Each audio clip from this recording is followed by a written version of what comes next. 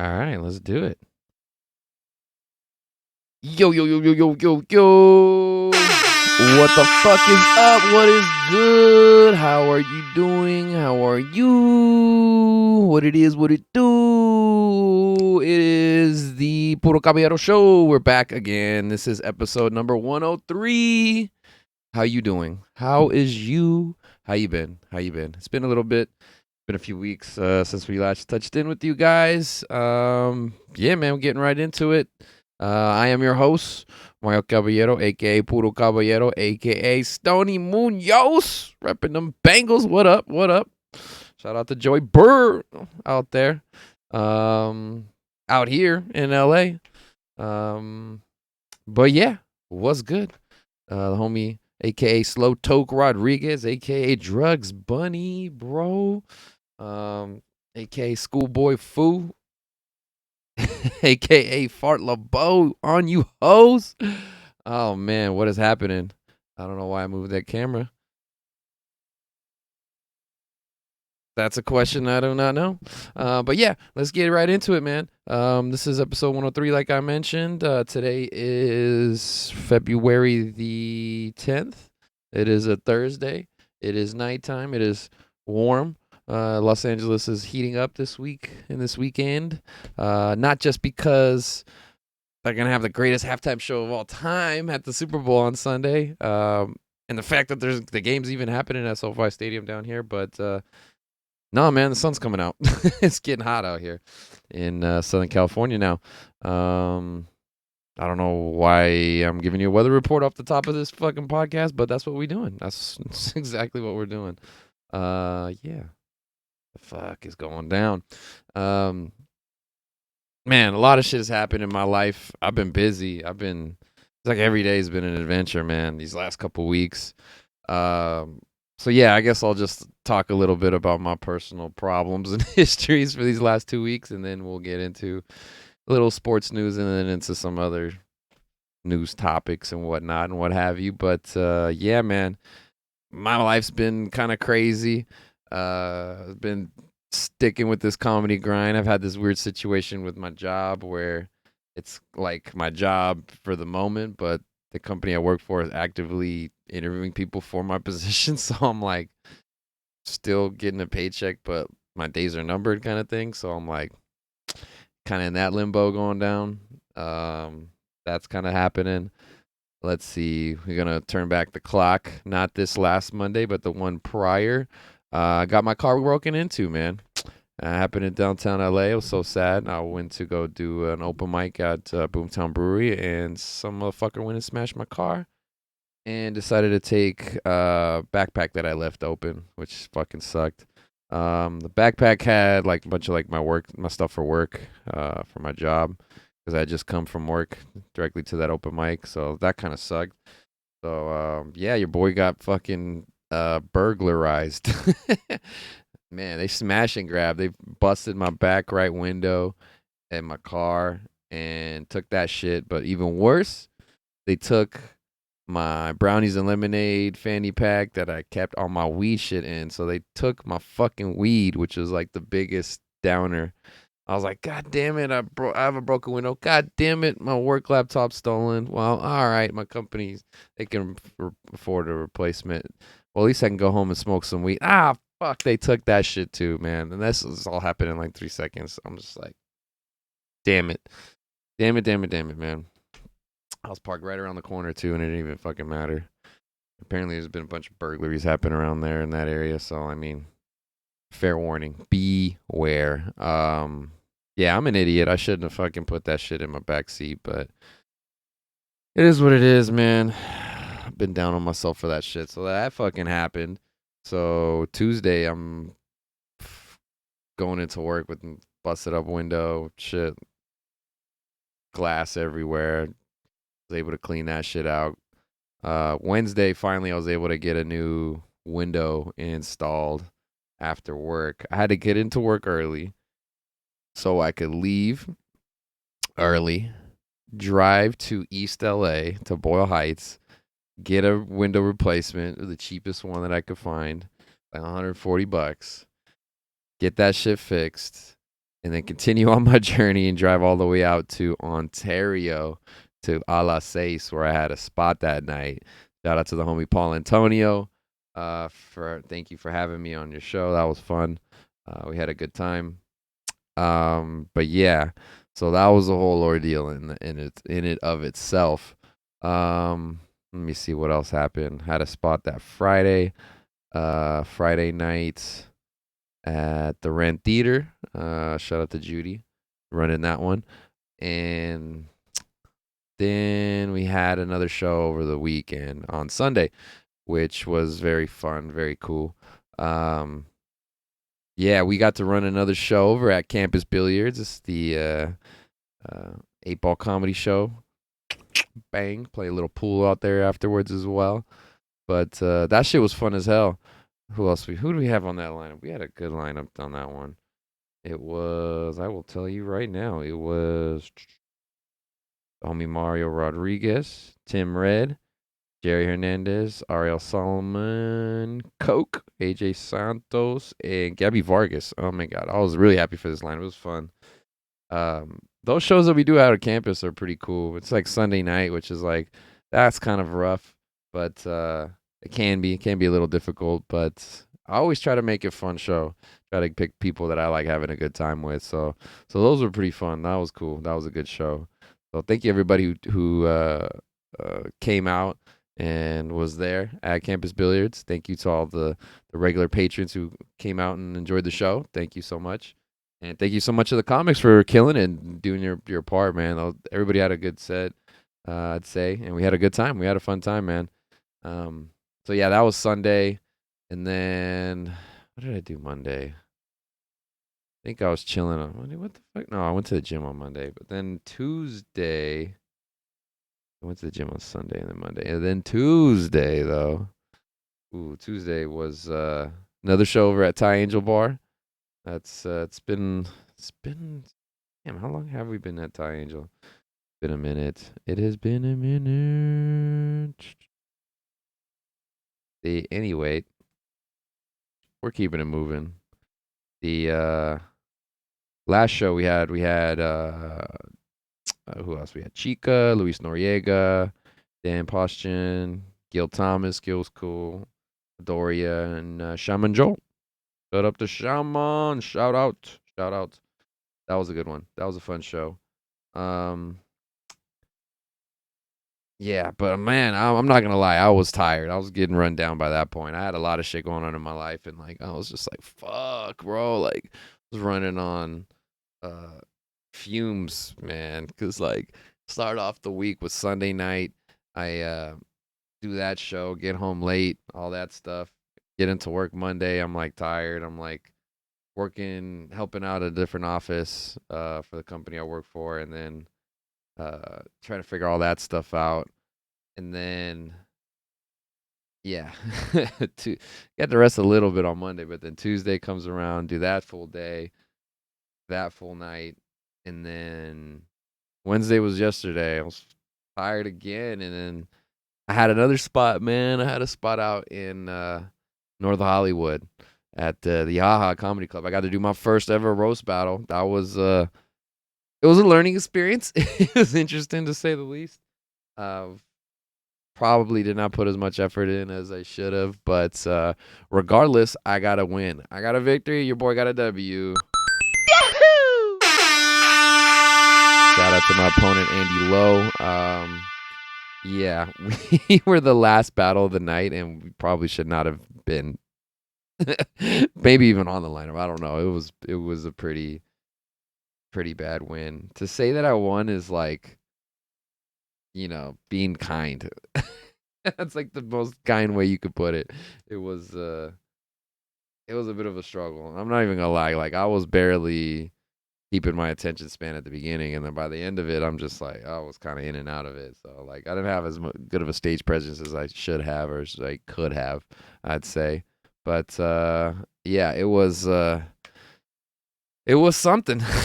Shout out to Los Digits putting that on the No Llores roast battle league that he's starting up here in at the Haha Comedy Club there in North Hollywood. So That was interesting. That was a new one. That was new.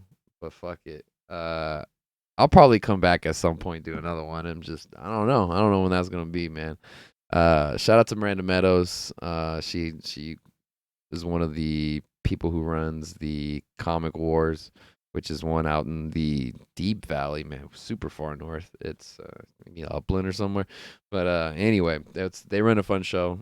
Haven't been in a minute, but they do roast battles, so those are pretty fun, interesting nights that they do those. So go support those if you see them. Who else is on that?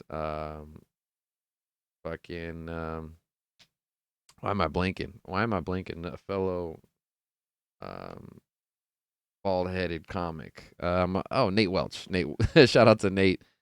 Uh Shout out to Louisiana. What's up? And then gang. Buzz, bzz, bzz. I don't know what the fuck. I don't even watch that fucking show no more. But shout out to the gang. Shout out to the gang. Yeah, so they're the hosts, pretty much. Nate and Miranda put that shit together.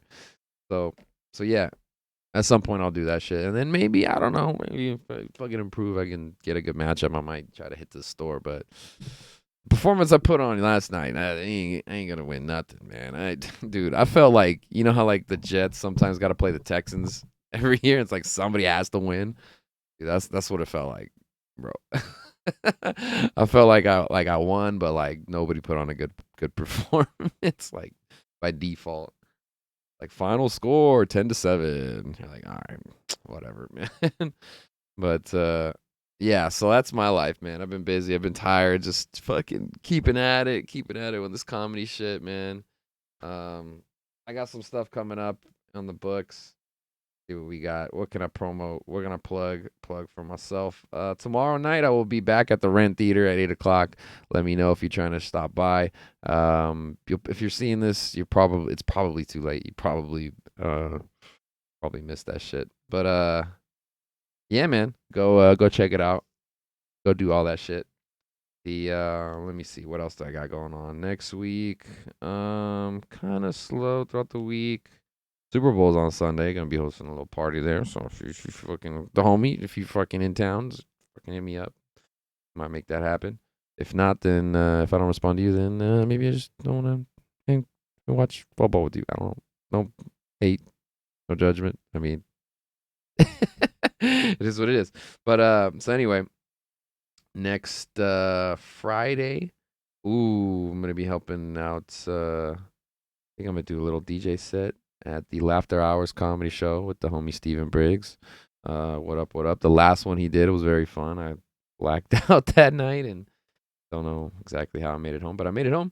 We got another Ty Angel show, Ty Angel Bar show coming up on the 22nd, and then on the 25th, we'll be performing on the Mega Bash comedy show that Andy Lowe's gonna be putting together. So shout out to him. And that following weekend, I got a DJ for the Shenanigans show, which is shout out to the homie JP Putinvidal and Miranda Meadows, mentioned before. She also helps run this show with JP and Ben Nicholson at I guess undisclosed location. I don't put the address out there, so I don't want it's fucking residential shit. I don't want to blow it up, but yeah, that very very very fun crew. I'm gonna be DJing that show once again. I think this will be my third time helping them out with that. Let's see what else we got. Oh yeah, gonna go to a basketball game at the beginning of next month. We'll see how that goes. We'll get into a little bit basketball news. There's some shit that happened. Yeah, I got a couple of dates in March, but those are way in the future, man. So we'll talk about that. We got enough time. I'll be back on here before then, to get back to you guys. Oh yeah, I got one at the Sunset Grill. I got a spot back at Formosa Comedy. It would be a good one. Ooh, I got another Secondhand Sunday show. That is the spot if you're a fucking pothead in Los Angeles and you try and get them fucking deals, son, and listen to some comedy. I'm gonna be doing a long ass set there. I think I did my longest set ever there last time. I think I did I did over 20, 30 minute set maybe. Something like that. I don't know. Just ran through all my material I had at the time. So yeah, come check it out. I will be posting all that information on my Instagram once we get a little closer to those dates. later on in March. But in the interim, wanted to get up to date on what's going on in the world of sports. As I mentioned before, the Super Bowl is happening. It is Super Bowl week here in Los Angeles.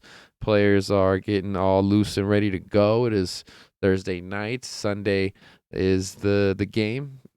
And yeah, man, LA traffic has been fucking bananas and nuts. Everybody and their goddamn moms trying to be at this game.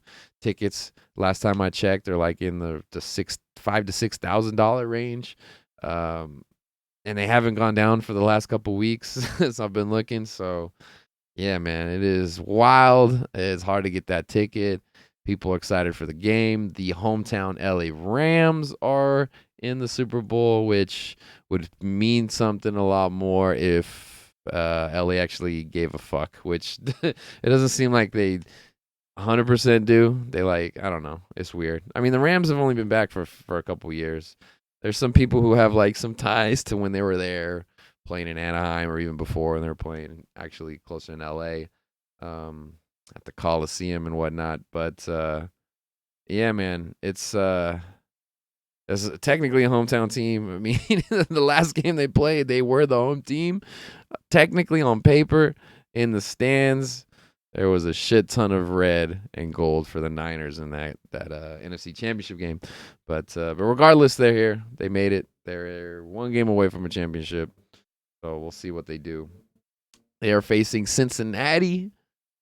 The Bengals, man, this is the first time they've made the Super Bowl in a long time, man. I think it was 31 years since they had even won a playoff game. So, yeah, man, they had a little heyday in the 80s. They made a couple Super Bowls, lost to the Niners both times. So, this time they got a chance against the Rams. So, who knows? Who knows, man? That young boy, Joe Burrow, and his partner in crime, Jamar Chase, man, they are fucking electric, man. They are really tearing up the league, and they're going to be tough to stop.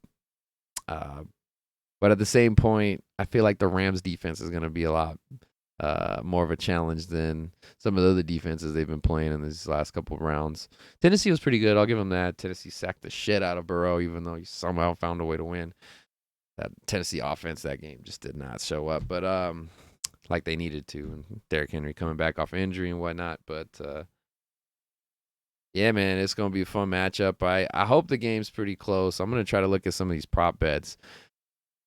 My roommate VJ, man, fucking it really would mean more if it was the Raiders though. But man, my roommate VJ, he gambles on the Super Bowl every year, but he gambles on like the most irrelevant, stupidest shit every year. He straight up gambles on the coin toss, and he fucking has won some money off of that shit, man. It is, yeah. I'm like, really? He's like, that's the only time he pays attention to the game is like right at the beginning, and then as soon as that happens, he's just like, woo, all right. Let's fucking eat. He doesn't need to watch the game, stress over nothing. Doesn't give a shit if who wins, what the spread is, how many yards freaking the running backs get, who's the first guy to score a touchdown, if there's a safety that happens. All this random prop bets shit, the color of the Gatorade of the post game celebration, like who the fucking MVP is gonna be. Like, there's so many like random shit you can bet on. Um, I'm gonna look at some of those prop bets though. I might put some money down for Sunday.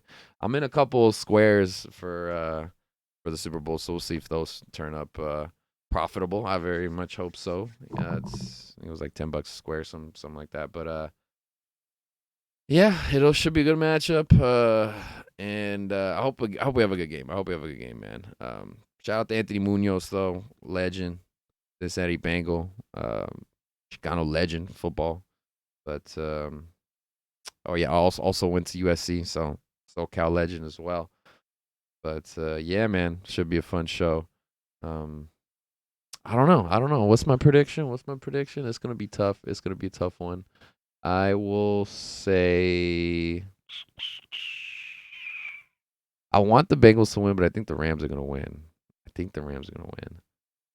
I will say the final score will be 28-24, with the Bengals unable to take a lead in the end of the fourth quarter, and I think it'll be a sack from Von Miller that seals it. that is my prediction. I will say Burrow gets sacked 3 times, at least 3 times in this game, and the Rams defense will be able to commit a turnover or two. Um, but that being said, I think Stafford's probably going to let them stay in the game a little bit because he can be turnover prone. He's gotten away with a few very close interceptions the last couple games, so like I don't think he's going to be able to slide by and make it this time completely clean in terms of the turnover categories. So I think he'll still do enough and will be able to hit Odell Beckham and hit Cooper Kupp, 2 main targets, pretty consistently. That dude Cooper Kupp, man, he's gonna be crazy. Yeah, I don't know what other craziness. I'll have to go look at the prop bets to see what I want to bet on. Um, yeah, see what. There's got to be some like halftime show prop bets, man, because like I want to see. Like, will they play this song? Will they not play that song? So I want some of that shit, man. Because like, who is it? Kendrick Lamar, Snoop Dogg, Dr. Dre, Mary J. Blige, Eminem. I think those are those five artists. So like, mm, um, what's a good song? I mean, obviously, all the Snoop and Dre shit can go all the way back to the beginning of their career. So like, I mean, I don't know. I don't fucking know. Just like all the Chronic shit, man. Uh, rolling in my six flow. Bow, bow, bow. Yeah, I hope they play "Let Me Ride." That would be fucking dope. If they came out to that shit, oh man, it'd be fucking hype. Trying to think what Kendrick songs would be dope. What would he play? Maybe probably the hits. He's probably gonna play like "Humble" and some other stuff. I don't know. Um, he's got a lot of them. Swimming pools. He can play a lot of them. Trying to think what else would be a good one. Be a good one for him to perform. See, he has songs with Snoop. I'm pretty sure he does. I gotta think. I gotta look at that shit up. This is not knowing your discography for 500, Mario. All right. Oh, what did I scratch?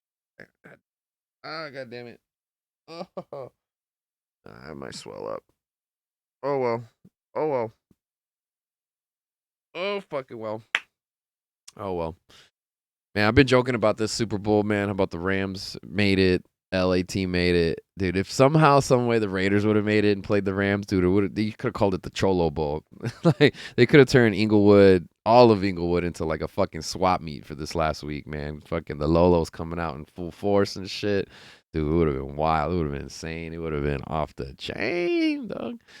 But yeah, so last year Tampa Bay, they were the first team to like play in their home stadium in the Super Bowl. This year is the second time that's happened, back-to-back seasons. So I got the Rams in there. If somehow, some way we're able to do that shit again for the third season, that means the Raiders are in the Super Bowl. So I am not gonna be mad at that shit. All right, so that would be fucking epic. I do not anticipate that happening, but if it does, I will be fucking ecstatic, baby. I will be that Pink Mos Def Yasin Bey album. I will be ecstatic. What else going on? NFL news off the field, man. Crazy shit. I don't know if you guys seen this story. It's been blowing up. Ryan Flores, the former coach of the Miami Dolphins, former longtime assistant coach with the New England Patriots as well. He has filed a racial discrimination lawsuit against not only the NFL but against the Dolphins themselves, against the Denver Broncos and the New York Giants. So it's pretty crazy what's all going down. So basically, he alleged that the owner of the team, what's his name, Ross, Daniel no, Ross, what is it? Anyway, the owner of the Dolphins, when he was the head coach his first year, he told him that he wanted the team to tank, and he incentivized him to do so by offering $100,000 for every single loss that he had for that season because they were trying to get a top draft pick, and there was a couple good quarterbacks that they were targeting that season. So like man, so like that's like a tanking allegation, and that's like not very good in its own right. But he claimed racial discrimination mostly on like the hiring process that he went through after he got let go. So he got fired at the end of the season. Apparently, there was some relationship issues or whatever, which some people will point to like possibly being due to like some racial tension between management and him being the head coach and how he managed some of the players and whatnot. But bro, like what happened after he got let go was pretty crazy because a lot of the reporters and the people who cover the NFL, a lot of them were anticipating him to land another head coaching job, for him to like land on his feet and be able to keep it moving. But that didn't really happen. Um, there was a lot of teams. There was maybe like three or four teams that came in and gave him an interview and uh, were considering him for their positions, and they ultimately decided to move on. I know Houston was one of them. New Orleans was another. New York, as he mentioned, and then I want to say Denver as well. I think that this was the issue that he had with Denver was when he first was going through his interviews before the Dolphins ended up hiring him.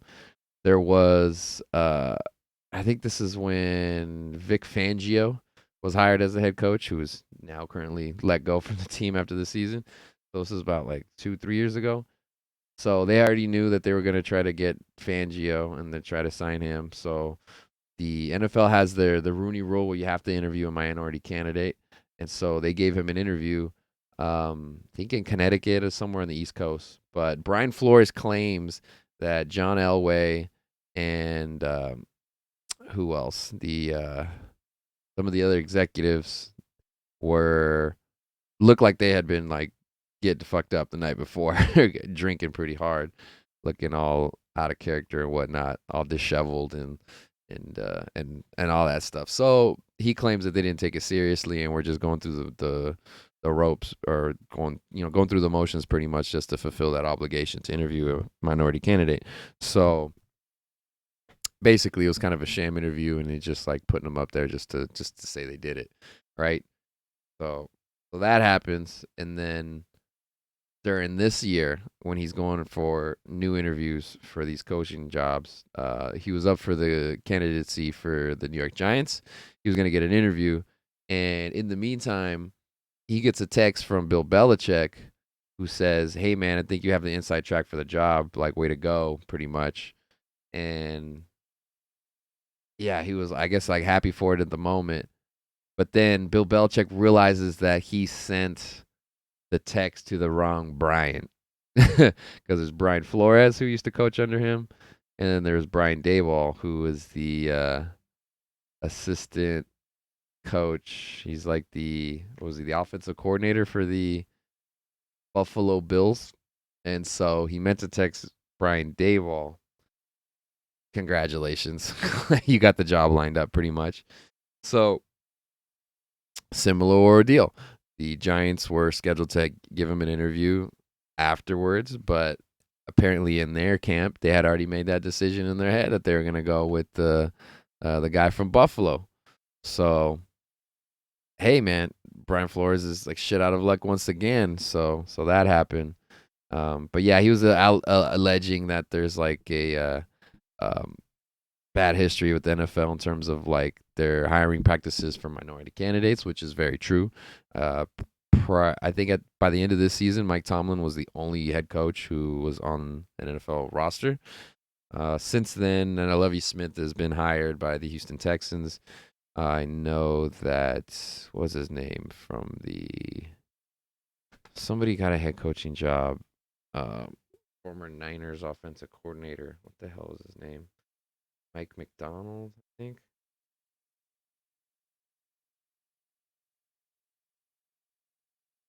Coordinator.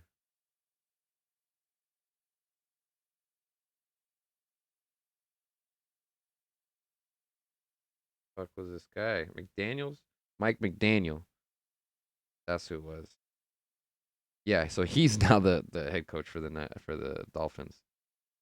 Um, he says he got a. I think his mom is Mexican. I think his mom is Mexican. Because the Niners got some station because if you have like offensive coordinator who becomes a head coach somewhere else and they're a minority candidate, you get a couple extra draft picks. Those new rules that come put in. Mike McDaniel. All right, let me look up this Daniel football coach. Da, da, da, da, da, da, ba, ba, ba, ba, ba, ba. Ba, da, da, da, da, da, da, da. Ba, ba, ba, ba, ba, ba, ba, ba. Great shit.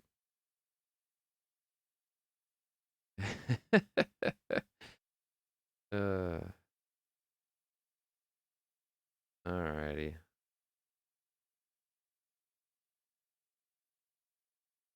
Yeah. Oh, his father's black, his mother's white, so he's biracial then. Uh, uh,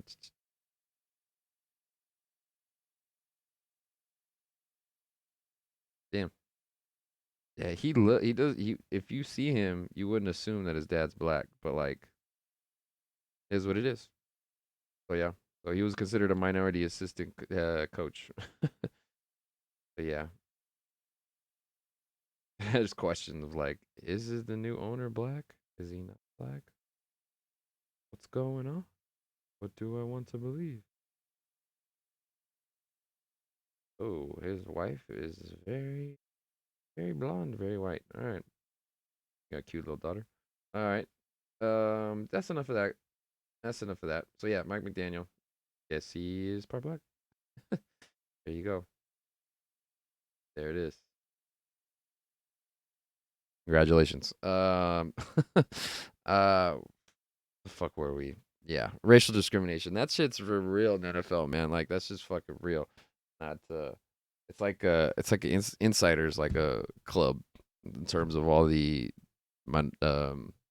general managers and head coaches and the assistant coaches and how they're brought up through the ranks and promoted and talked about in the media. So like it's all like a buddy system. So um, very few minority candidates like even get a chance to interview outside of like Rooney Rule parameters, and for the most part, like even less of them are like actually considered like serious candidates, which kind of sucks.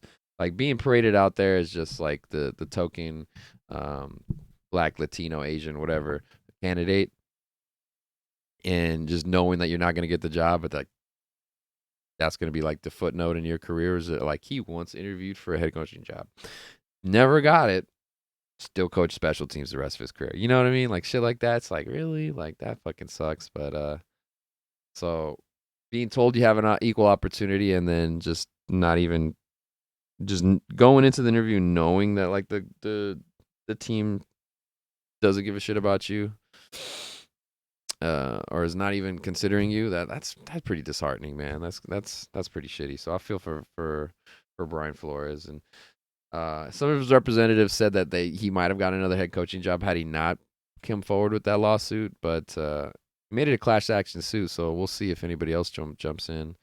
I know Hugh Jackson had made some comments saying that he had also been offered some money by the owner of the Cleveland Browns to tank when he was head coach, and they didn't have very good teams. So is that true? I don't know. He has since like recanted and told people that what he said wasn't accurate. So I don't know. I don't know. Is he making shit up or is he now trying to lie and cover his tracks? Like what's happening? What's happening there? So yeah, we'll see what's going on there. Moving on, different news. The Denver Broncos up for sale. It's gonna get like $4 billion. It's gonna be something crazy. I just saw Byron Allen is considered to be a possible owner of the team. So if you're not familiar with Byron Allen, he is like one of the richest men in Hollywood, all of Hollywood, and the man is or was known as a stand-up comedian. So if a stand-up comic can work his way up and become an owner of an NFL franchise, dude, that it would be like my fucking dream come true if I could do that shit, man. So I do not like the Broncos. They are up for sale, but like Byron Allen, by all means, best of luck to you and getting the team, man. Um, that would be fucking crazy. Fucking wild. Obviously, it wouldn't just be him. It's be him and a team of investors, or like a whole group conglomerate of people coming together to help out with that shit. But like that would be fucking crazy. Um, yeah, man. We'll see what happens there. There was a whole bunch of craziness since like Pat Bowlen passed away a few years ago. The team has been run by the family, and there's like a trust or of some sort, and so now they got to sell the team. So we'll see what happens there. Every single NFL's franchise that goes up for sale, like the price just keeps going up and up and up and up and up. So we'll see how that ends up. Uh, Denver, they have a pretty loyal, pretty uh, crazy fan base, I guess if you could say. But as much as I don't like them and root against them and wish their teams nothing but losses on their schedule, um, yeah, man, it's not the worst franchise to pick up in the NFL. I'll give you that. I'll give you that. They got some history, especially some recent history now too. Got some history of losses in those last couple years to the Raiders, which is good. Good news for me. Um, what else? Oh, we got new news. We got a new nickname for NFL franchise. The Washington football team is no longer. It is now the Washington Commanders, which is not that intimidating, I guess. I don't know. What the fuck you got? Like, what are you going to do? Have a mascot roll up on like a tank or some shit or like a ship? Fucking commander, bro. People were joking about how the fact that they're going to call them the commies now in Washington, D.C., of all places. You got commies in D.C.? What is this world coming to, bro? Oh, shit. See that as a headline on Fox News. Did you know that the commies were coming to D.C.? Are you kidding me? How fucking unpatriotic is this bullshit? You're like, ah, damn it. All right. Oh, man. Coming from having a team named after a group of people that were genocided off of this continent, for the most part, save for a few, um, like to being called the Commanders. So you go from like what the most American representation of a mascot to like what would be considered like if the nickname the least American representation. Oh man. Shout out to the commies, I guess. I don't know. I don't know. It's gonna be weird. Commanders, like really, really could have went with like the Red Hawks or like there were some other better names. That Anders, come on, Admirals. I know that there's some like trademark infringement stuff, but like, come on, man, you guys are an NFL franchise. You should be able to afford that shit, right? You should be able to get that um you know .com web address registered and all that shit too, man. Like this should, come on, this can't be new. This can't be new to you guys. Like what the fuck, man. All this to say, this is all covered over the fact that Dan Snyder is a piece of shit NFL owner, and seems like a pretty piece of shit kind of guy too, according to some of these allegations that have been popping up. But in regards to those investigation that was ongoing, the NFL has announced that they will now take over the reins and the command of that investigation, which initially was started by the team itself, kind of like a self-imposed investigation, which is like, why would you need to investigate yourself necessarily unless it's like someone lower down the chain of command? I mean, you have allegations from within the company of somebody else that's also part of the company, or not the company, but the franchise. You understand? You understand what I'm saying? The legal entity that they work for and they get checks from. Yeah, like you already know it was going to be a cover up and it wasn't going to be like a legit investigation. So I mean, what the fuck are we doing, man? Like, so yeah, NFL's taking it over, which they've not been the most transparent organization in the past too. So, I mean, good fucking luck. Good fucking luck. We'll see what happens. I'll be very surprised if anything ends up coming of it, which is crazy because like the team who's probably suffered the most is be like the Raiders and what the fuck happened to Gruden and though like his side of the whole scandal and shit. Because there's so much info that they have not released that it's coming from Washington, man. So like, there's some dirt. I feel like there's some nasty dirt that's gonna be popping up at some point. We'll see what happens with that investigation, man. It'd be fucking wild. Yeah, man. All right, let's transition. We got some NBA trade deadline news, man. We got some crazy blockbuster trades that happen. One in particular. The rest are kind of like a little smaller on the scale, but I'm juiced about a couple moves that happen. Juiced and a little disappointed, a little bit of both, a little bit of sorrow, but happiness. I don't know. It's mixed emotions, man. I don't know what you're gonna do, man. But the biggest trade that we got to mention: Ben Simmons finally got moved out of Philadelphia, and he's going to Brooklyn for James Harden. Oh my God, dude! This trade finally happened. They've been talking about it for a couple weeks as being in the works, and the final. What is it? Trade details. It's James Harden and Paul Millsap are going from Brooklyn to Philadelphia for Ben Simmons, Seth Curry, Andre Drummond, and 2 firsts.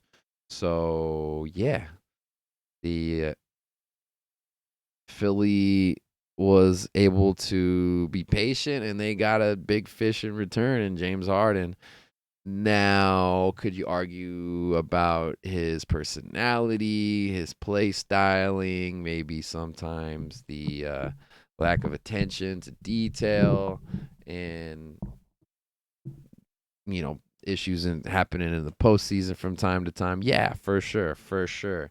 But if you're gonna be able to flip Ben Simmons, who was a 0, and turn him into James Harden, I think you got to be happy about that shit, right? And if you're Brooklyn, it's like, all right, James Harden was like posturing the last couple weeks about like, I don't know if I want to be here. You know what I'm saying? I might not opt into my contract extension for this next year, the 1-year player option that he has. So he might have become a free agent. So he's just like, I don't know. Like if I don't want to be here, I could just leave and then go to Philly in the off season for nothing to you guys. So it's like you guys don't get anything. So both teams were just like, all right, fuck it, let's do it. But wild shit, man. I'm like still trying to break down what's going on, man. Because like number one, is Ben Simmons gonna be ready to play when he gets to Brooklyn? Like, is that gonna happen? Number two, is he even vaccinated? Because I know that there was an issue at the beginning of the season. Apparently, he wasn't vaccinated at that point. I don't know if he's gotten his shots yet. I don't say this to begrudge the man and like belittle him in terms of me getting on my high horse saying like you should know better, et cetera, et cetera. I'm only thinking about it in terms of just the simple logistics of the fact that New York City has a vaccine mandate. Kyrie Irving already doesn't play those home games. He's only playing the road games right now. Could you possibly have another all-star level player who's only playing half of the season or half of those games possibly for you guys for the rest of the year? And then what if by dumb luck they end up matching up against the Toronto Raptors? All right, Canada also has that very, very strict policy that you have to be vaccinated in order to get into the country. So because of that, Kyrie wouldn't be able to play at home or on the road. So if it's Kyrie and Ben Simmons doing that shit, then that could really fuck with the team, right? Just be KD out there by himself again, just like last year, which was almost enough to get it done, but I don't know. He's gonna need that help, man. So yeah, man, this shit just kind of blew up and just kind of came out of nowhere. It felt like just like crazy because like James Harden just a year ago was forcing his way out of Houston to get to Brooklyn, and then a year later he's forcing his way out of Brooklyn to get to Philly. So it's like, what the fuck, bro? Like, you gotta like lay down some roots somewhere and like fucking commit to something, right? I guess I don't know. That's what most people would think, right?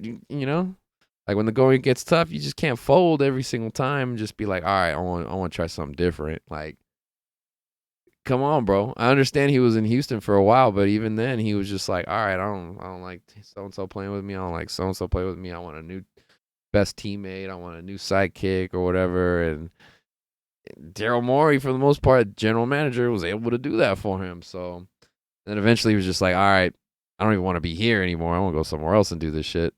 And yeah, same shit happened, man. Just keep fucking flipping teams and shit. So we'll see what the hell happens with that.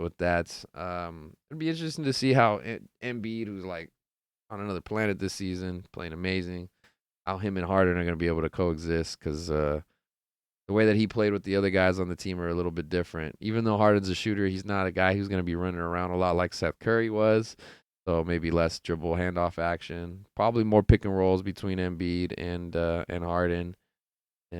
But yeah, you'll get some more Harden ISOs and some Embiid, post ups and whatnot. So the actions will be a little bit different, but I think they still could be successful. A lot of it's going to depend on what the hell Harden does on the back end, on the defensive end. So, hey, man, uh, we'll see what happens. We'll see what happens, man, because this is such a quick turnaround, man. You thought we were going to have those three superstars for a while, man, over there in Brooklyn. Harden, Kyrie, and KD. Dude, they played less games together than Russ, Anthony Davis, and LeBron James have played together, which is crazy because it's over 2 seasons. So wild, man. A lot of what ifs. A lot of what ifs of what the fuck happened with these Nets, man. And a lot of questions, man. A lot of questions going on. I feel for Kevin Durant, man. Like he hasn't said much on this whole topic, but today him and LeBron James had to do the draft on TNT for like the All-Star game participants for the 2 All-Star teams, and KD was just, they're asking him questions about what was going on with the trade deadline or whatever, and he tried to keep toe the company line and keep a straight face and not show his emotions, but like even just in that action, you could see it in him. Just the way he was staring at the camera was just like, I can't believe this is happening. I can't believe I got to talk about this shit. I can't believe this fool quit on his team and just wanted to bail on us. I can't believe everything that's happened. I can't believe I got to now make do with the 25-year-old Australian kid who's got mental health issues and a broke jump shot, can't hit a free throw, and doesn't want to attack the hoop in the fourth quarter in the playoffs. So, or any quarter in the playoffs to be that, for that matter. So, although very talented, very frustrating. So now KD's just going to go be like, oh, fuck, man. This is not what I signed up for, man. KD was like, re-upped on that player option for next year. And, yeah, Harden didn't follow suit. So, it is what it is, man. We'll see who ends up the beneficiary in the long run, man. So now Brooklyn's got to change their offense too and figure out what the hell they're gonna do. Does help to the fact that they did get Seth Curry, who's a very useful player, hell of a shooter. Him and his brother, man, crazy.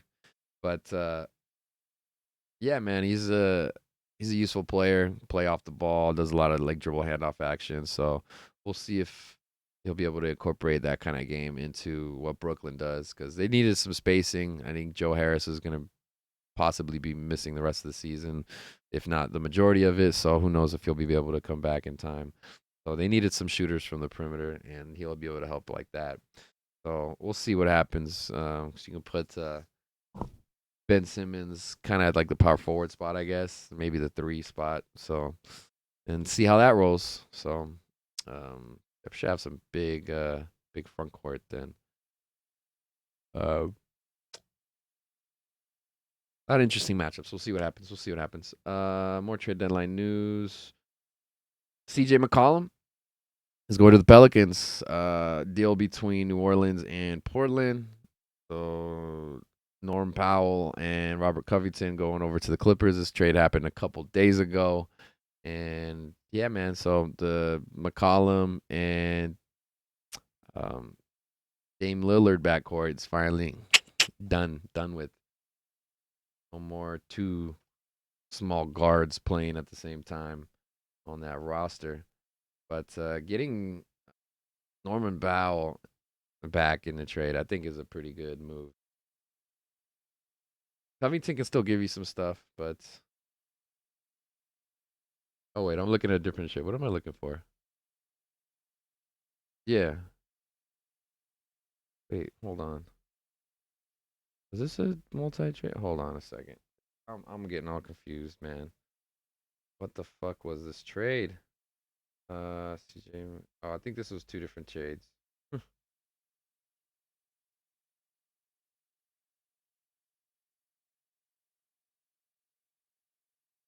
Oh, it's McCollum.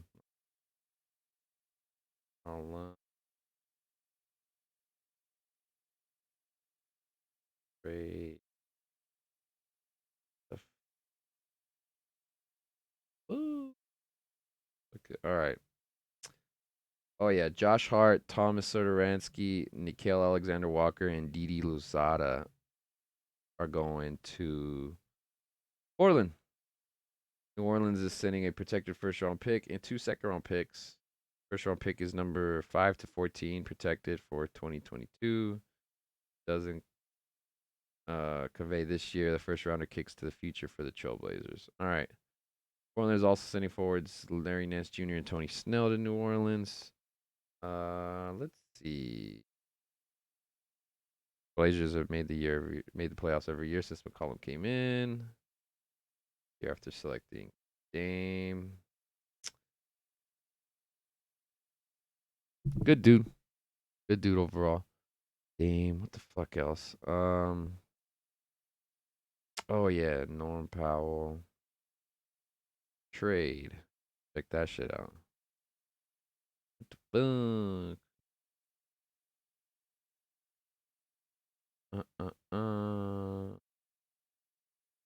But yeah, Covington and Powell go to the Clippers for Eric Bledsoe, Justice Winslow, Keon Johnson, and a future second round pick. So I mean that was a pretty good uh move right there by the Clip Show in the medians, I guess there. And it's not the biggest move in the world, but that's still fucking important, right? That's just some good shit, especially when Kawhi and Paul George come back for next season, because I don't think they're gonna be coming back this year. So that's a lot of shit to happen. Um, I'm just saying words now. All right, let's get to.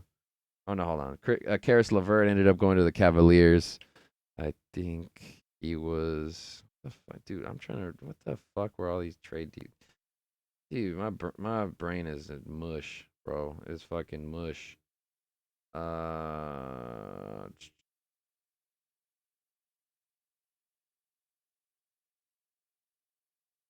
4 days ago. Mm-hmm. All right. Ricky Rubio expiring contract, lottery protected, 22 first round pick and two second round picks. All right. Not too bad. All right. So that was just basic. The Pacers are trying to like dump salary, man. They've letting go a lot of their teams, a lot of their best players on the team.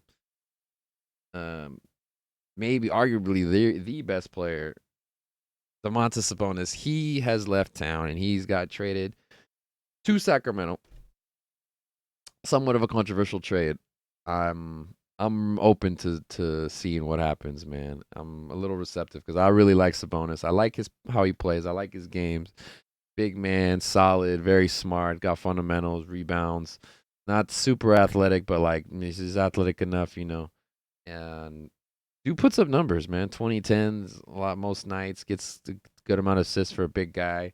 It's Domantas Sabonis, Jeremy Lamb, Justin Holiday got traded to come into Sacramento for Tyrese Halliburton, Buddy Hield, Tristan Thompson. So thank you, Tyrese Halliburton, for making grace yourself to the community there in Sacramento and being such a good king. We're gonna miss you, and it sucks. It really sucks that they dealt you before even 2 years into the NBA because that does sting and that does suck, and it's hard to see a future of him playing in the league without wearing the Kings uniform. I mean, he really did want to help the franchise, rise through the ashes and make the playoffs. And he talked about it in recent weeks and just wanted. He really was committed to the team. So it does suck when the team decides to move on from you. But honestly, I think it might have been the right move because, like, oh boy, Sabonis, man, I think he fits in nicely with the team. So he's the one. He's the guy that you need to build around, all-star level player, and he might be able to raise the expectation level for this Kings franchise for the next couple of years, which I hope so, man. Because if him and De'Aaron Fox can figure it out and they can kind of like play well together, then that could set the franchise up to have some possible success. Seemed like there was issue with the positions on the Kings. De'Aaron Fox, David Mitchell, and Tyrese. All three guys kind of play kind of combo guard, point guard ish, right? Tyrese probably the most pure point guard out of all of them, but like the three of them sometimes it's a little difficult. So Mitchell had himself a good game last night, so hopefully that can continue. And so did everybody, really. Sabonis and Fox both played well, and Buddy Hield was the leading scorer. I think he had 30 points. So, I mean, fuck yeah, man. Hopefully, fucking Kings. I don't know. This is probably the most Sacramento Kings talk you've probably ever heard in your life. But you're going to hear from this motherfucker right here because I'm like one of the only people that gives a shit about this team. But you know what? Especially here in Los Angeles. So, but yeah, it is what it is. So, I hope they can fucking make the playoffs this season, man. They're 2 games back of the 10th spot for that playing game tournament. So, like, they make that shit. I don't know. I don't know. Was it a success? Was it worth it? I don't know. I mean, they have the longest playoff drought in like NBA history. That shit sucks. I want it to end ASAP. So I hope they get him. I hope Sabonis keeps balling out. I hope he finds himself a nice role on the team. They're able to put some wins together, man, because they need that shit, and I think the fan base fucking deserves it, man. Fucking deserve it, man. What else happening, man? Oh yeah, Kings were involved in another trade. They were involved in a 4-team trade. Let me break this down to you. Dante DiVincenzo, Josh Jackson, and Trey Lyles are going to Sacramento. Serge Ibaka, 2 future second-round picks, and some cash are going to Milwaukee. And Rodney Hood, Semi Ojeleye are going to the LA Clippers. And then the Detroit Pistons are getting Marvin Bagley. So there you go. The Kings sent out Bagley. They get DiVincenzo, Josh Jackson, and Trey Lyles. So DiVincenzo's a solid player. He's a solid role player. Champion for the Bucks last season. So we'll see how he could do. See what he does. I'm happy for that man. Hopefully, I don't want to say good riddance to you, Marvin, but like, I mean, best of luck in your new city. It just did not work out at Sacramento. I don't know if it's who's to blame for that.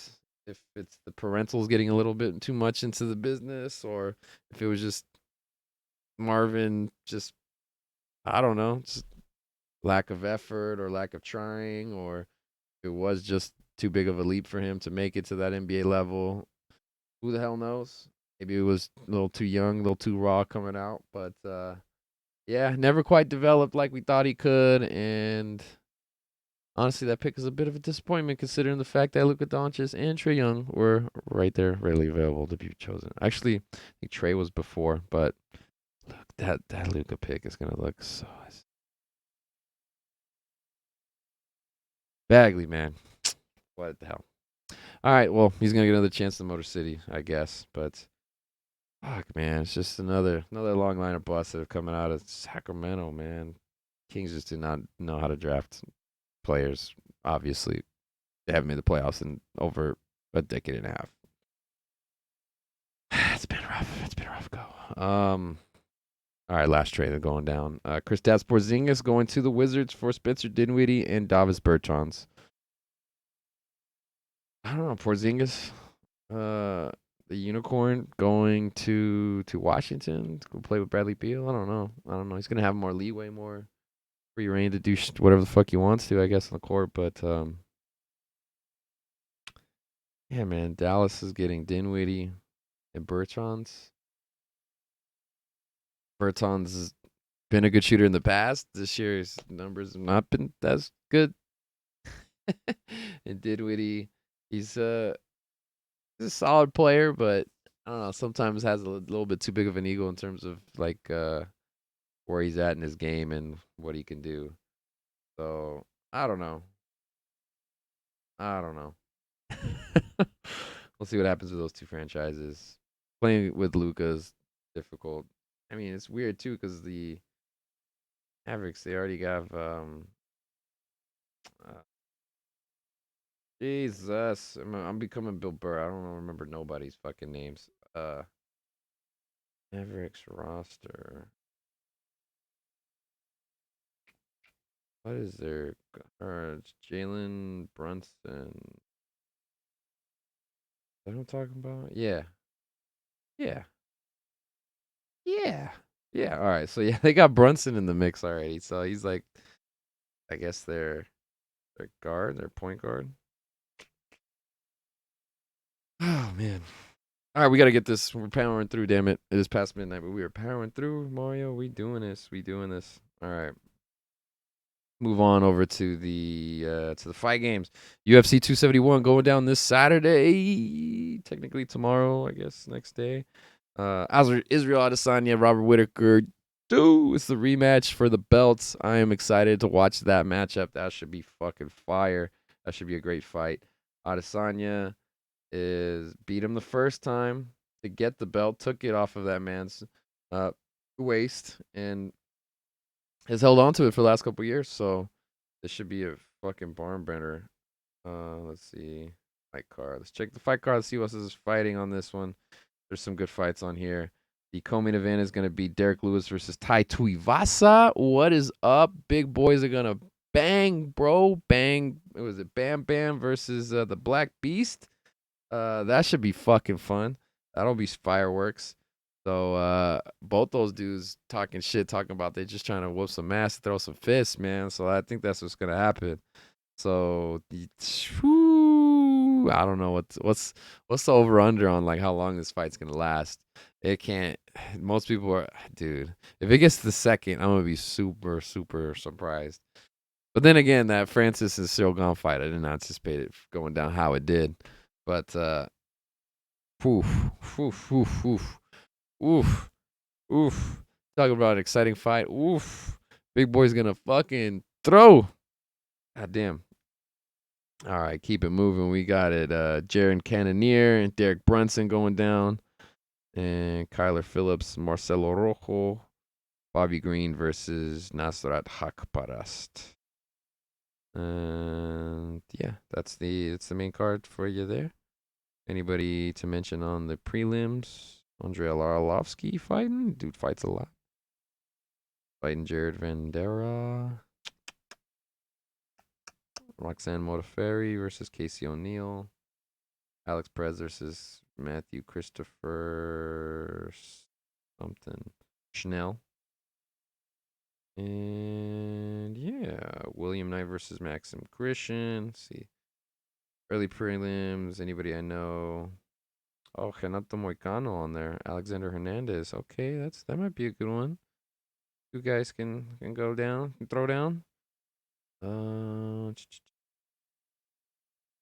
And nope, I don't really know anybody else. All right, that's enough of that. That's enough of that. I'm excited to watch that on Saturday. That'll be fun. That'll be fucking fun. Um, yeah, I'm trying to think. Is there any other UFCs coming down? Nah, we'll talk about the other shit later. Talk about the other shit. New shit. Oh yeah, 272 is the next big card. That's happening March 5th. Masvidal Covington. Woo, bad blood. Bad blood, baby. Bad blood, baby. That'll be a good one. Fuck. All right, yeah. That'll be a good card. We'll talk about that when it gets there. Mm. Mm-mm-mm-mm. All right, real quick. Fight news. Looks like Errol Spence and Yordenis Ugas are going to fight for their welterweight unification bout on April the 16th at AT&T Stadium. So Errol Spence, he's the one of the big names in boxing at the moment, one of the pound for pound guys that's in the top 10 in a lot of people's lists. So we'll see what he could do. Spence was supposed to fight Manny Pacquiao last year. Pacquiao ended up fighting Ugas instead, and then Ugas beat Pacquiao's ass, took that belt, and then now they're trying to unify that shit. So they're fighting each other. So yeah, AT&T Stadium, that'll be a big one. Big event. They've thrown a couple boxing matches there as well. No, Canelo's fought there at least once, maybe twice. But yeah, it'll be an interesting one to go. All right, let's talk about a little bit of fucking world news shit. I'm already an hour into this shit. We talk about some of my comedy gigs and shit, some sports shit, and now we talk about world shit. It's a whole lot of bullshit.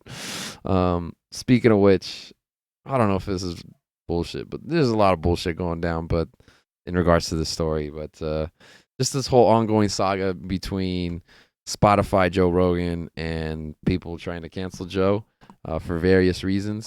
So yeah, the heat has been on this man for some of his COVID takes, and people have been very upset over what they claim to be misinformation in regards to some of his episodes and what he was perpetuating, the information he was putting out there, and kind of even if he wasn't necessarily co-signing, he was like some people can infer that based on the fact that he has some of the guests on his show. He had, in particular, this guy, Dr. Robert Malone, who was a skeptic of the vaccines.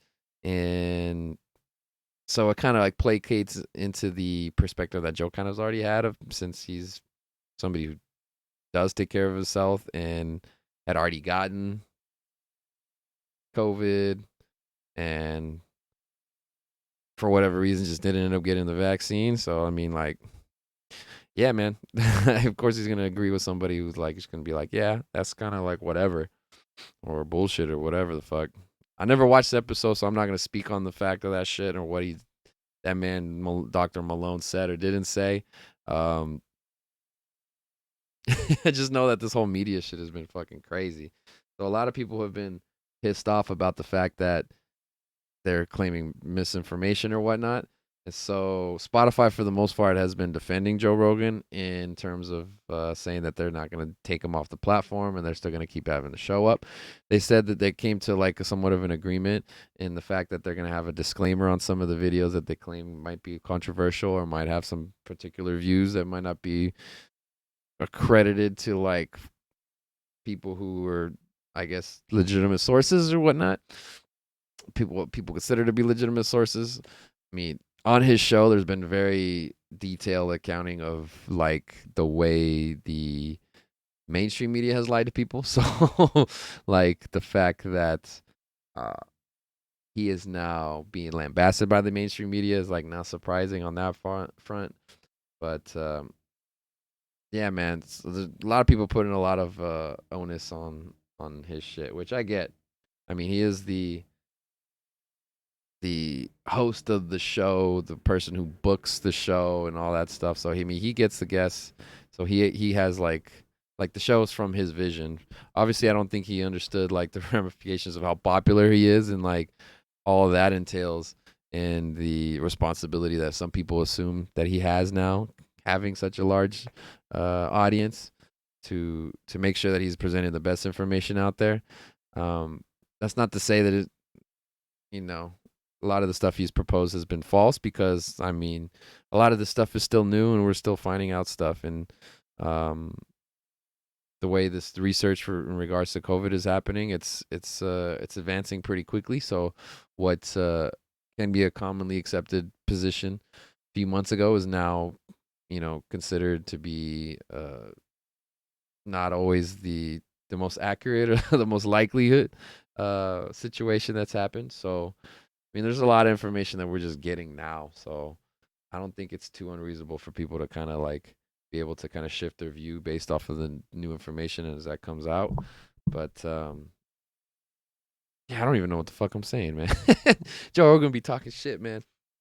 So what happened is the real backlash that started happening is like Neil Young got pissed off at him, and so he requested to get his complete discography removed from Spotify, which apparently before he even agreed to get on Spotify to begin with, he had issues with their payment plans to the artists and the way that they kind of like give them like chump change pretty much for the rights to their music. So like he's had issues with the company from beginning, from the jump too. Now, I've heard this rumor. I don't know of how legitimate this is, but apparently the company that also runs his music or has his masters and runs like I guess the label, or I don't know, whatever company represents that entity.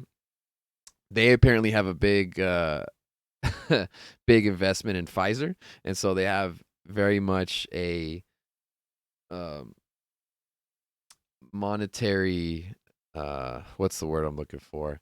They they have an incentive. They have a very very high monetary incentive to make sure that Pfizer is uh, getting their product out there, and that they're getting all these contracts and what have you. So if there's a way that that company can kind of put some pressure on the people going against getting the vaccine from Pfizer, then you can kind of help boost some profits a little bit more, right? So they created this controversy through the media. So um I figured it was gonna start dying down after a little bit because it was Neil Young. I know Joni Mitchell also did the same move. I think there was a few other artists that were considering the same thing, and it seemed like this had been addressed and this was going to start after a few days, probably leave the news cycle, and then just Joe was going to go about his business as he normally does. I mean, even with all this shit going on, he's still going about his life. It seems like he's going about his life how he typically does for the most part. So I mean, yeah, if you're trying to cancel him, I think he's still here. So good luck, good fucking luck. But yeah, then shit kind of started hitting the fan because of other reasons. There's the R&B artist India Re. If you're not familiar with her, what the fuck was her song?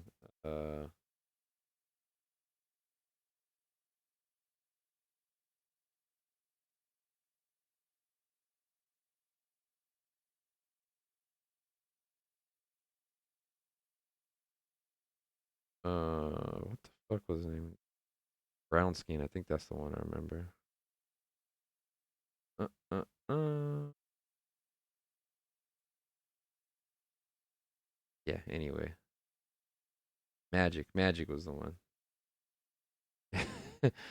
Hold on. I gotta listen to this shit. Hold on a second. Hold on a second. I'm gonna cut this out. Do I remember it? I was probably gonna get some ads here. Hold on a second. Where the fuck does this song go? There's an ad. Yep. What did I say? All right, 2 and 1. Oh, this is a colors performance.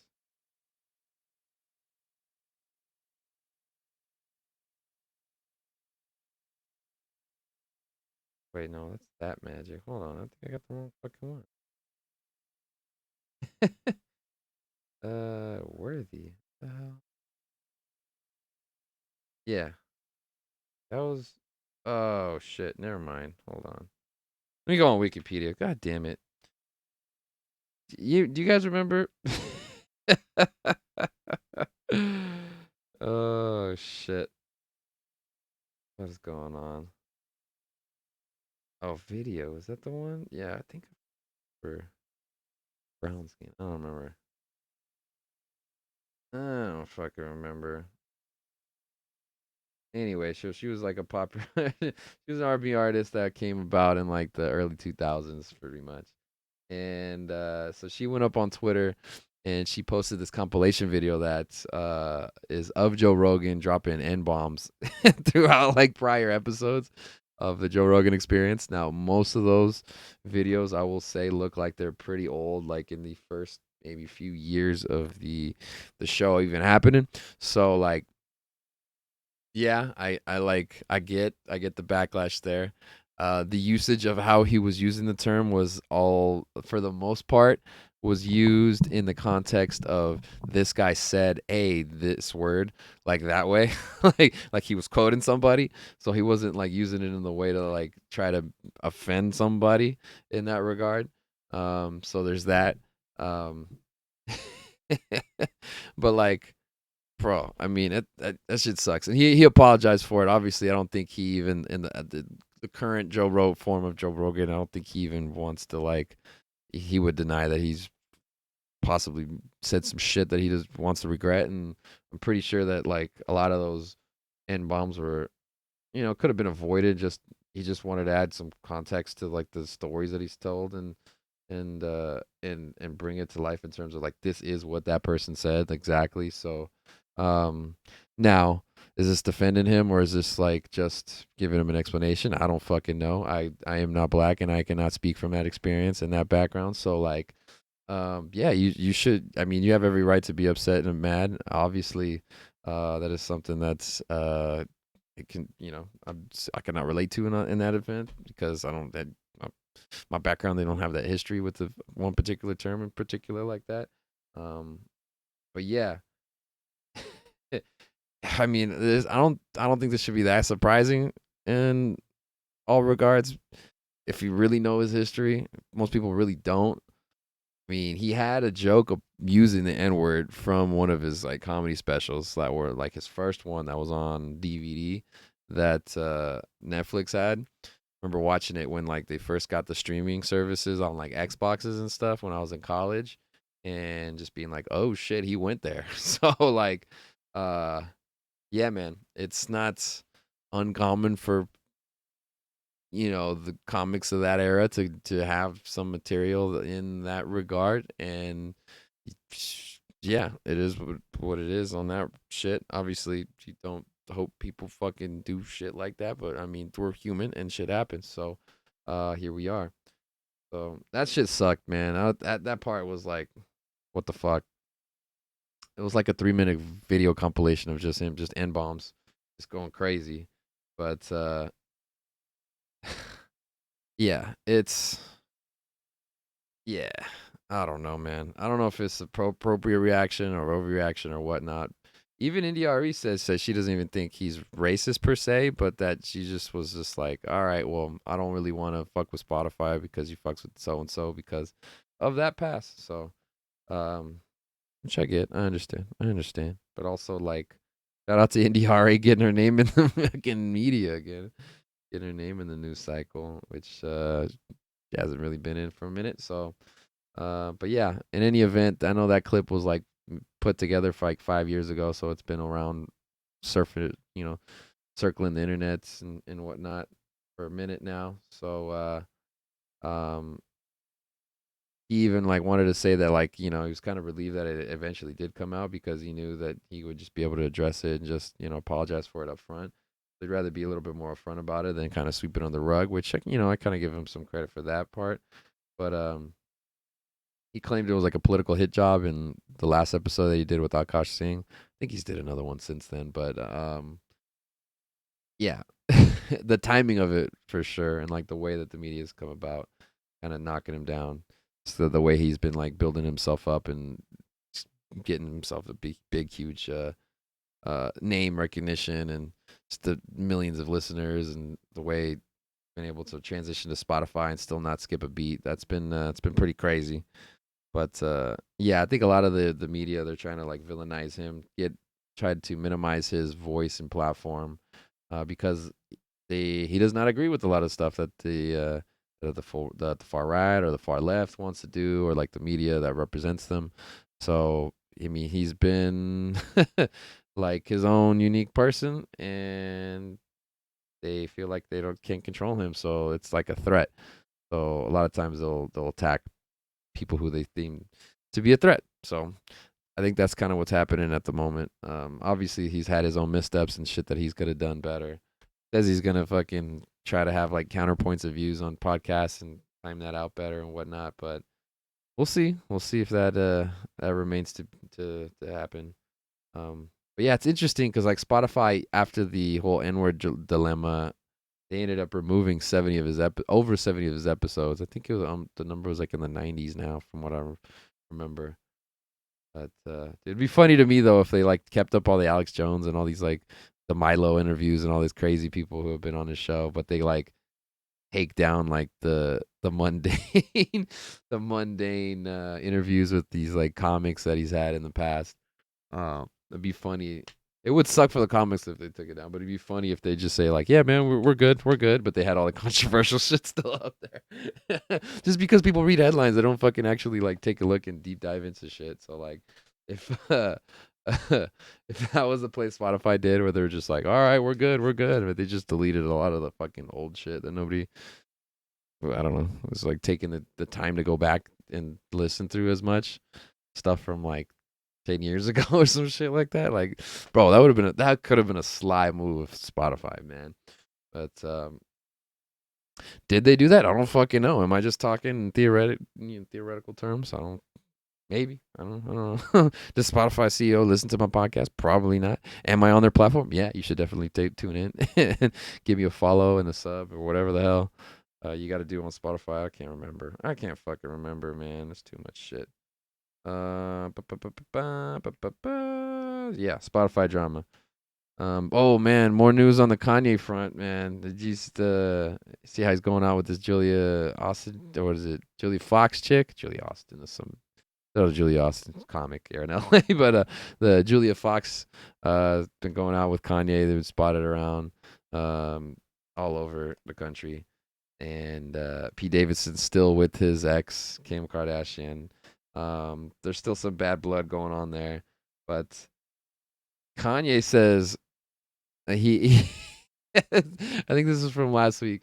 There was a story that Kanye was going around saying that Pete Davidson has AIDS.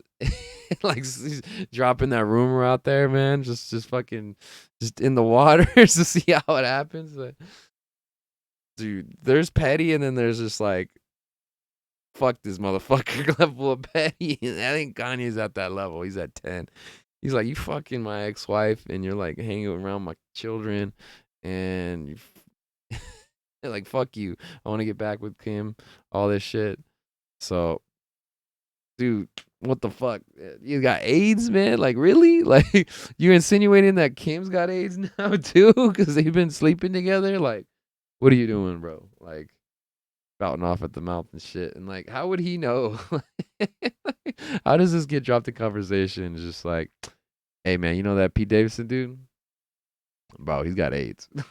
You're like, what? Full-blown AIDS? Full-blown AIDS, man. Ain't no half stepping, man. This fool's fucking hair gonna fall like the chemo and everything and shit, man. I get it, man. I mean, he's skinny as hell at times, and he does smoke enough weed for all the cancer patients in the New York state. But yeah, man. I don't think he's got it. Cancer patient, HIV. What am I saying? Yeah, I don't know what the fuck. Chemotherapy. No, fucking that's fucking cancer. What am I talking about, man? It is all right. All right. All right. I know I might have to fucking wrap this shit up soon, man. We're getting to the end of it. We're getting to the end of it, man. Couple more things. Rihanna, shout out to her. Congratulations to her and her baby daddy, ASAP Rocky. They are now gonna be the parents of a lovely child. Hopefully lovely child. I don't know. I'm gonna say lovely just to be nice. But yeah, Rihanna is pregnant with ASAP Rocky's baby. So yeah. Congrats to them. Congrats to that family. A lot of memes about Drake being depressed coming out. Oh, a lot of Drake off the mic news, I guess, recently.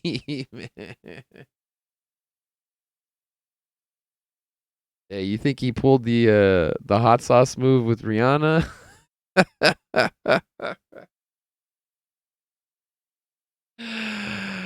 Oh, he's like, bitch, you from the Trinidad. I can't trust you. No, but he did look sad though.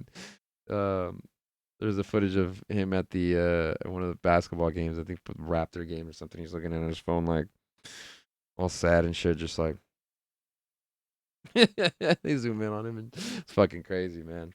So yeah, congrats to Rihanna, congrats to Riri and her baby. It's coming on the way. Got the bump and everything now. So yeah, man. ASAP Rocky, man. Your father. Hope he has a smooth relationship. Oh man, I'm trying to make Rocky puns. I'm an idiot, man. It's getting late for me, man. I have so much caffeine in my system these last 2 weeks, man. It is, oof, boy, the body's been on the cycle, man, just fucking going and going and going. But Yeah, we're not stopping. We're not stopping yet, man. Any other thoughts on that shit? I wonder what Chris Brown thinks. I don't think he's working with Rocky anytime soon now. Um, who else did Rihanna go out with? I don't know. I don't know. Wonder if she's still gonna be rolling blunts on her security guard's bald head in music festivals. That might happen. That did happen at one point. There is a photo that did happen. So oh boy, what are we gonna do? What are we gonna do, man? Um, we'll see if it's a boy or girl or a they or a them or whatever the hell they want to be. All right, last story of the night. This is like a nature is metal kind of related shit, man. Dude, there was a article I read about how uh there was the largest killing of a mammal in this planet's history happened recently. All right, a blue whale was murdered in the sea by a pack of killer whales. Right, um, bro, a pack of them attacked it. This is like the first recorded instance of like a mammal that large being taken down by another predator, which is fucking crazy, man. These fucking killer whales, those orcas do not fuck around, bro. They hunt in packs. They apparently attacked this whale and started they like ate at its dorsal fin. They bit its tongue off. Like they did a whole bunch of ridiculous shit. Ate at its cheeks and its mouth and stuff. Like, oh my god, it was pretty crazy, man. It's fucking ridiculous. And the article I was reading was like talking about how like since we technically don't know how big these damn dinosaurs were, and but technically they were mammals, so like this is I guess the biggest shit that's been fucking getting eaten and shit, man. It's fucking wild. But bro, that can you imagine taken down by a killer whale, man? Fucking orca coming after you. Oh my god, that shit would be scary as fuck. Scary as fuck. Even if you're as big as a blue whale, man. Blue whale, man. Those things are ginormous. What is the average size of a blue whale? Let's look at this up. Um, average size of a blue whale. Bro, I don't like how when I type the space button and the period button are like right next to each other, and I always hit the fucking period button instead of the space button, man. Fucking badass fingers and shit. All right, here we go. The lengthiest blue whales are 110 feet, but they are more commonly between 70 and 80 feet. Oh, that is so big, bro. That is so big. Oh my. Adult blue whales weigh up to 150 tons. Oh, bro. Like, dude, 150 tons? What is that? That's so crazy. Blue whale size comparison. Here we go. Uh, uh, uh, um. Oh my God. So they're, let's say, 100 feet long. The average bus is 40 feet long. Dude, it is like, fuck. Like 2.5 buses long. Yo, look at this. Look at this image. Look at this shit. Look at the bus on the bottom. Bro, look at the fucking blue. Dude, you imagine something killing they're killing that big ass fucking fish mammal thingy. I don't know. Bro, things are ginormous. Oh my God. Oh my God. Asia. Whales. I'm a Pisces, but I'd rather be a killer whale. All you motherfuckers that just can't tell. I'm a Pisces, but I'd rather be a killer whale. Con. All right. Bro, dude, that's wild. Getting down a whale. That's gotta be the dude. That's gotta suck. Gotta suck. Just being like, oh, I'm chilling here, and then just like, oh, wait a minute, there's a whole crew, there's a whole mob. Orcas. Bison. Wait, let's check it out. Orcas grow to be an average of 20 to 26 feet and weigh 12,000 pounds. How many tons is that? I don't know.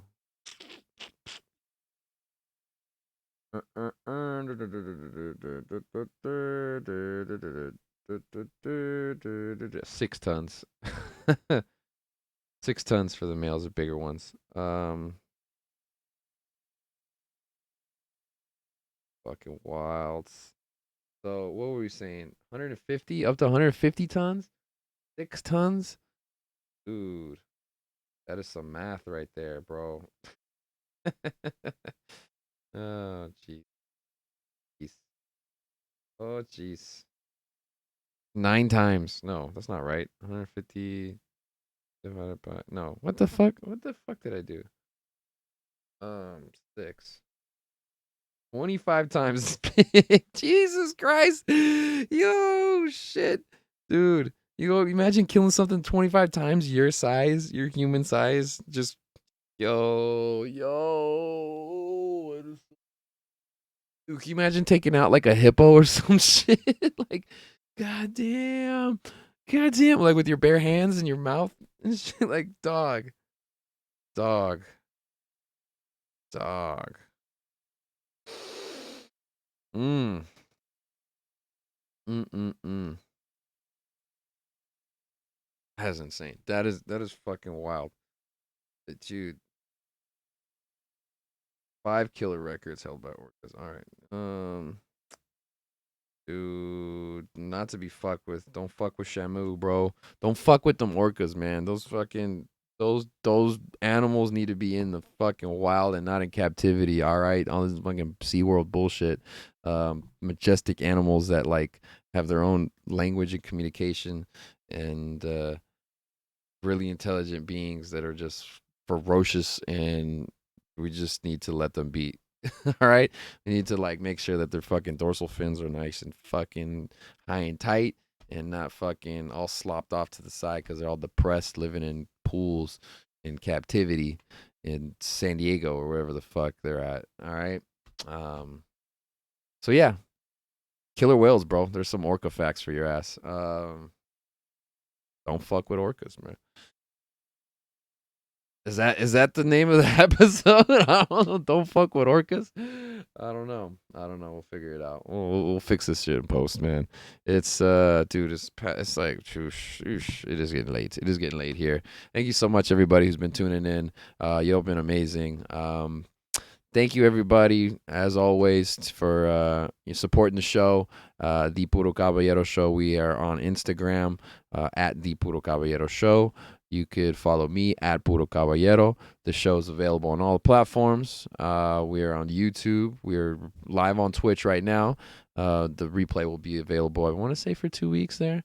But besides that, the audio formats, SoundCloud, Spotify, Apple Podcasts, Google Podcasts, Stitcher, everywhere you can get your podcasts for the most part. So yeah, tune in wherever you can. Give us a follow, give us that like, give us a share, give us a subscription, whatever you want to do, bro. We appreciate any all support that we get. Thank you for the views, thank you for the listens. Y'all been amazing.